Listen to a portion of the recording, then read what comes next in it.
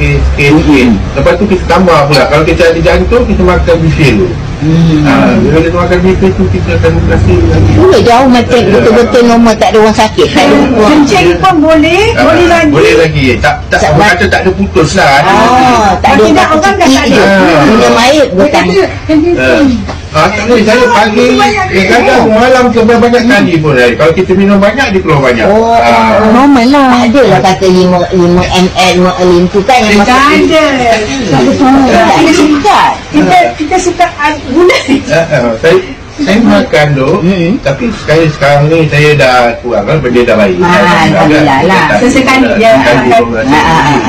Tapi masa tengah makan tu, Rumah sakit tu kita nampak lah air kencing tu banyak. kalau boleh, kalau ada sakit lagi jangan berhentikan susu tu.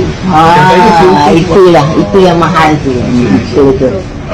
Cik kata tadi pakcik boleh pergi ke laut, walaupun macam Boleh. sekarang. Ya wa tabarakallah. Boleh. Lepas maksudnya lepas dialisis. Itu yang ini pasal saya buat tangan ni, saya tak berani, takut sayang. Ini 4,000 kalau nak buat ni. Ni kita buat ni harganya 4,000. Jadi saya sayang dia baik. Kita dah pergi dah. Alhamdulillah. betul-betul ini susah. Tinggal jagalah sini, jangan kena kuman, jangan kena ikat sikit kan. Masa ni kita nak pergi jaga ni. Ini pakcik makan syurutu, makan bifil, pakai alura, stop. Poket.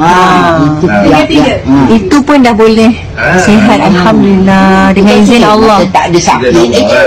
Alhamdulillah. Nampak segar. Yang makcik tu memang